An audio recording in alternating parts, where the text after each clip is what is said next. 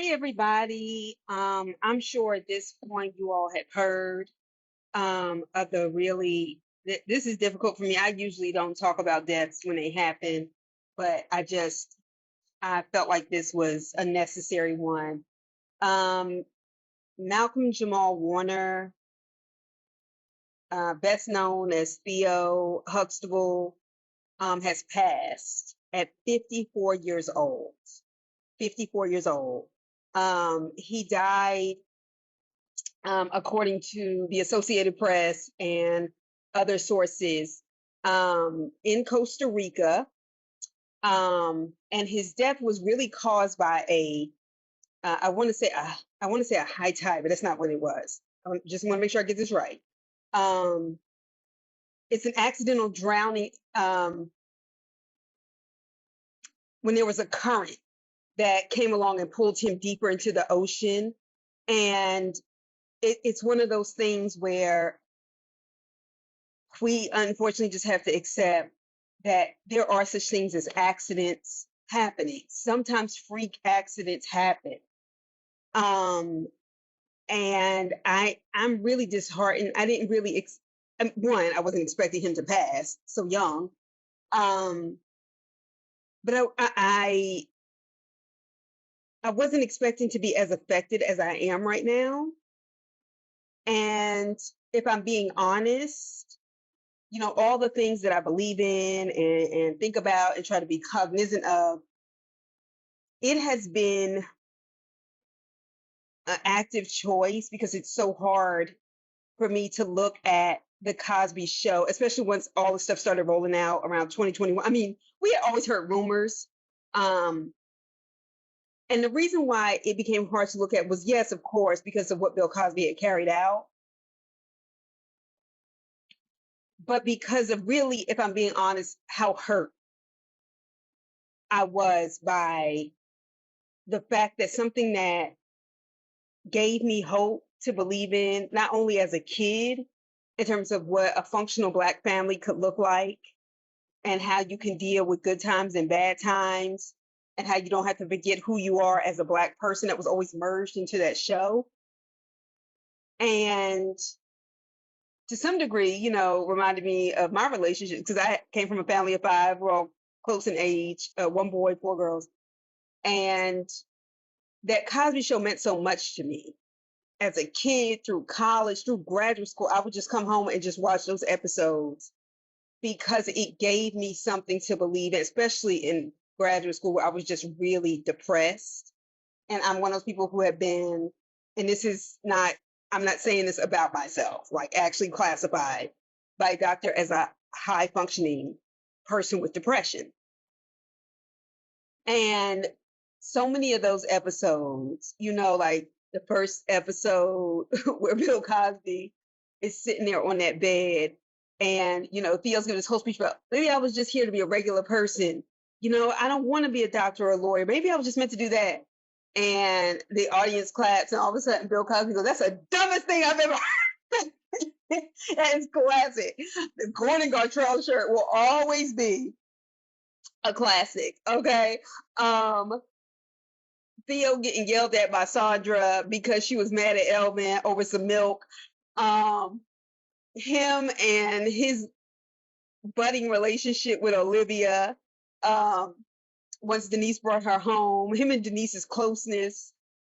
Him getting diagnosed with dyslexia long before people were really having those conversations about learning differences or really knowing the science. When he was dating Michelle Thomas on the show and he got to flirting with other people and she got mad and broke up with him. And Bill Cosby was giving him this like concoction. And before he realized it, he told him to something on his face and he made him repeat, "I will pay more attention to my woman." And when he put his hands down, it was the egg all over his face. um, there were just so him and Cockroach, and I think it's affecting certainly in the Black community because, like I said, and the reason why I'm bringing this up is because I couldn't even look at the Cosby Show because it devastated me. It's one thing, because I'm gonna be honest, it would not bother me if I found out Bill Cosby had 15 million girlfriends across the globe who he engaged with in consensual sex. I would say that's not my business or my place. Okay, whatever. But it's because I believed in it so deeply. And if we're being real, Cliff Huxtable was a projection of who Bill Cosby wanted to be. And they gave us something to believe in, and it was 8 seasons. 8 of like just even a blended Black family. And Theo was so integral to that. And when I saw the scene of him doing the Ray Charles walk down the steps, which is the most iconic scene, I think, since the history of film, okay, TV, sitcom, movie, it doesn't matter. It just, for some reason, it took something out of me. It really did. And I think that's why I'm so affected by it, because it's just something that was, it's an accident. He leaves behind a wife and a child. And, them incorporating Hillman into how him and Claire met. And there are so many Black, even especially for me as a millennial, these kids I went to school with whose parents had met at Spelman and Morehouse, or whose parents eventually met, and one parent went to Howard, one parent went to Spelman, one parent went to Howard, one parent went to Morehouse, just stuff like that. But Theo was such an integral part as the only boy in this Black family who was a regular boy whose parents were hard on him about his education, as they were on all of them. But I think for me, it bubbled up in me what I missed and that I was so close to. And to some people, it was only a TV show. And when all that stuff started coming out about Bill Cosby, what pissed me off was several things, but also these sort of quote unquote liberal whites. And they were like, the criticism had always been in the 80s was that this didn't reflect real Black life. For some Black people, it didn't, but no more than Step by Step, Seventh Heaven, Dawson's Creek. We can run, but it was like the idea that a functional Black family, after they let shitty shows like Good Times stay on air for too long, that this wasn't something that was believable. This functional Black family with these accomplished people. And if we're going to keep it real, to some degree in Barack and Michelle, what we saw, however we may feel right now, was a reflection of what we believe the Cosby Show showed us that we could be. The number of African-American kids that went on to college once Different World aired to the time it ended airing had increased significantly. I didn't start watching Different World, okay? Because he went in them episodes. But I think Malcolm Jamal Warner, is that he has been such a stalwart, and I know he did the other stuff. We know he's a musician and a poet and creative and artistic. And I just think, to me, it really feels like, a serious, personal loss. And God rest his soul. God have mercy on his mother. I can't imagine how devastated she is. I remember watching Michelle Thomas's Unsung on TV One, and this was years ago. And his mother was, really breaking down in the interview when just talking about her. That was the woman that her son was going to marry. So I can already tell you that she loved hard, because you could tell that was real tears, real pain. It wasn't like this. She was crying. And so I know she has the capacity to love someone that loved her son that way. I can only imagine what she's feeling right now. And I imagine she can't even be consoled. And the Cosby Show is so important. Yeah, white liberals writing about it. She was like, I'll never forget this article. I want to say it was in Time. And they were like, no, the Cosby Show, the real thing with the Cosby Show, all the stuff we're talking about with Bill Cosby, this and the other, I'm reciting it in the way I think this woman talked, was that it was really a show for white people. That, yeah, it was a Black family that she called herself, doing a different perspective, that made white people comfortable. Because the whole fucking idea that there could be Black, creative, informative, healthy, functional families in a sitcom. That it had to be for performing a white audience, because that's their racial narcissism. I don't even know if that's a real term, but it might as well be, because the way white people can't see themselves in any other form unless they have to be being performed. They did everything they could to get off the air. When Bill Cosby conceptualized a show, he had the idea that he had a housewife and he was going to play a plumber. Camille Cosby, Spelman College alum, okay, and no, they didn't take her name off the building because she ain't raped nobody, is the one who said, well, why do that? Why can't he be a doctor? And why can't she be a lawyer? And think about how many people's lives that changed. Yes, it's like reading a novel. And reading changed my life. Reading is one of those things that gave me hope when I didn't have any, because I had a bad teenage depression.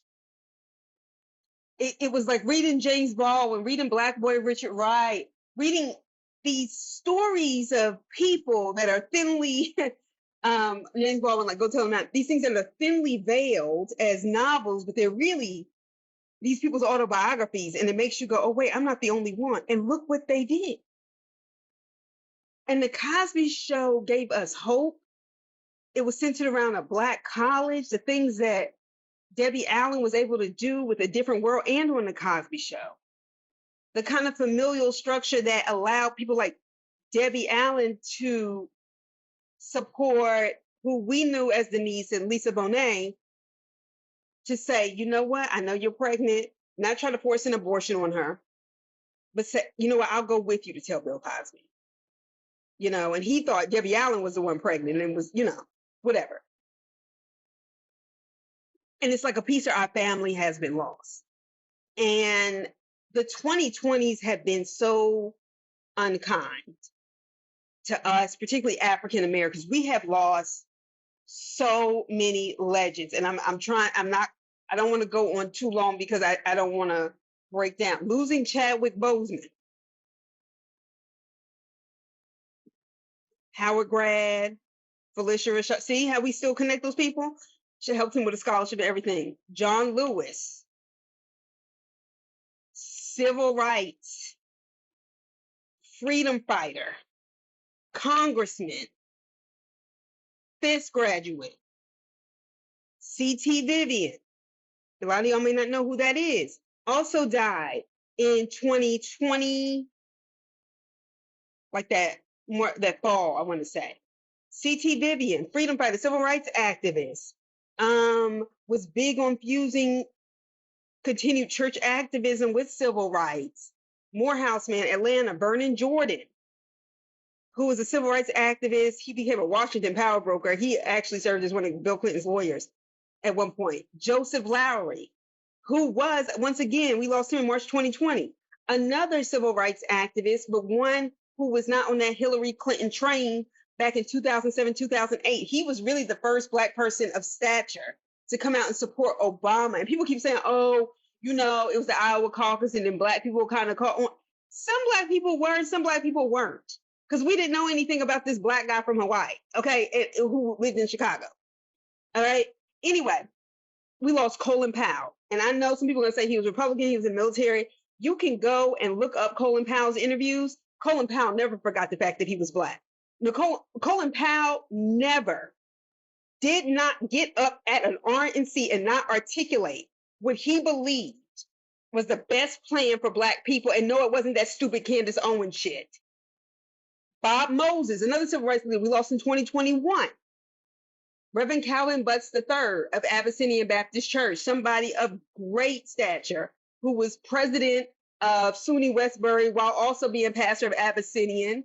You know, he was the successor of Samuel DeWitt Proctor, who came after Adam Clayton Powell died, who was the first Black congressman ever from New York. But Calvin Butts, I would consider him, you know, a friend of the family. So that's a lot. These people you can look up. Katherine Johnson of NASA. We lost her in 2020, the mathematician. Andre Leon Talley, who so many people have stolen ideas from. He was exploited. He was losing money toward the end of his life. That black man is the reason why Anna Wintour can have a Met Gala, has Vogue. He was exploited. We lost him. Bell Hooks, pioneering black feminist, who put all those white women on blast in the 1980s about the way they had excluded black women's history in fighting for this so-called feminism. She was a trailblazer. She was still young. She was in her mid-60s. Andre Harrell, responsible for what we now know is like the career, partially responsible for the career of Toni Braxton and so many other people. Betty Wright, vocal queen, okay, who then, after being a vocal queen, served as Beyonce's voice teacher and Destiny Child's voice teacher. Cicely Tyson, God, I can't believe it. I'm just going down. Bill Withers, Lean on Me, Ain't No Sunshine, lost in 2021. Little Richard died from bone cancer, 2021. DMX, Michael K. Williams, the actor, Johnny Nash, I can see clearly now that the rain is gone. Janae Du Bois, she was the grandma on the Wayans. I don't watch Good Times, but apparently she was on there. Coolio, all right? And we have just lost so much history and so many greats. And I just consider Malcolm Jamal Warner on it because he was on a pioneering black show. We had never seen anything like that. Ever. And it meant like so much. Like we still reference those kind of things like in fun kind of conversation. And like I said, it's hard. I don't watch the Cosbys anymore, although I may do it tonight. I don't know. But it's really because one of what Bill Cosby did. And the reason why I think it makes me so sick is because I believed so deeply in what he did in that show, despite the fact that with the cornbread speech in 2000, where he told all of us that we were going to end up sleeping with all our cousins, our mothers and sisters in the projects and all this other stuff, and people need to stop naming their kids Shawana, Shashada, da da da. And I mean, that's not what he said, but all the black names. And as somebody with a name like Salah, I didn't appreciate it. But I still, despite that, he went on a 20-year tour, talk about how it was black men's fault they were in jail, this, that, and the other. And he had done worse crimes than any of those people, because most of them, even when we talk about the prison population, are in there for nonviolent crimes, like drugs. And so I'm so hurt by it. But the reason why I'm hurt by it is because I actually love that show, and that show meant so much to me. And consequently, Malcolm Jamal Warner and his presence did something for me. And to see him lose his life, still young, barely a month before his next birthday at 55, is just really just, just a great misfortune. It's unfortunate. There's nobody to blame. It's just hard. And I think this is just one of those time periods. The way the 1890s have been described by some historians as the nadir of Black history, because they were losing a lot of their great people like Frederick Douglass and stuff like that toward the end of the century. So rest in peace, Malcolm Jamal Warner. My prayers go out to his daughter, who he leaves behind, his wife, and especially his mother, because I don't think losing a child, I don't think there is a pain greater. So we just want to keep prayers up for Malcolm Jamal Warner and his family.